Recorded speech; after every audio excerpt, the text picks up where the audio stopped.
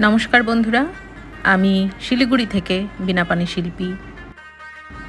রবিবার সকালে আমি আর কাঞ্চন চলে গিয়েছিলাম আকারিগঞ্জ বানাভাষা, পোস্ট অফিস বলরাম, থানা ভোরের আলো, জলপাইগুড়ির পথে।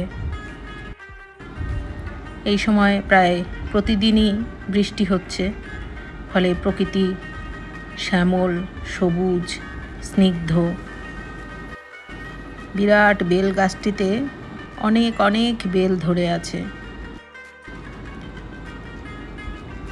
এটি হলো কাঞ্চনজঙ্ঘা এক্সপ্রেস ওয়ে ব্রিজ। গাছে দেখুন কত আম ধরেছে, ছোট ছোট আম গাছ ভর্তি আম। আমরা পৌঁছে গেছি আকারিগঞ্জ বানাভাষার বাবা লোকনাথ ব্রহ্মচারীর একটি মন্দিরে। ওনারা জানালেন 17ই জ্যৈষ্ঠ রবিবার দুপুর 1টায় বিশ্ব শান্তির উদ্দেশ্যে একটি পরিক্রমা করে উৎসবের শুভ আরম্ভ করা হবে। 18ই জ্যৈষ্ঠ সোমবার এই এলাকার সমস্ত গ্রামের কীর্তনিয়া দল প্রতিবারের মতো এবারেও সন্ধ্যায় কীর্তন পরিবেশন করবেন।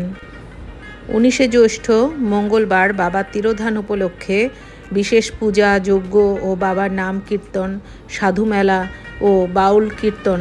দুপুর 1টায় বস্ত্র বিতরণ ও বিকাল 3টা থেকে 6টা পর্যন্ত মহাপ্রসাদ বিতরণ ও বাউল কীর্তন আছে। আপনারা যারা আশেপাশে আছেন বা দূর থেকেও যারা এই পুজোয় অংশগ্রহণ করতে চান, চলে যেতে পারেন আকারিগঞ্জ বানাভাষা। আমরা বেশ কিছু ছবি ভিডিও করলাম।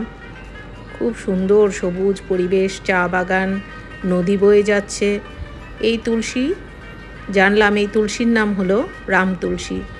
আর অপূর্ব সুন্দর ফুল ফুটে আছে, গ্রামের ক্ষেত খামারি ফুল ফুটে আছে, কৃষ্ণচূড়া গাছে দেখলাম মহিষের গাড়ি, বড় বড় বৃক্ষরাজিতে এই সময় প্রচুর ফুল ফুটেছে।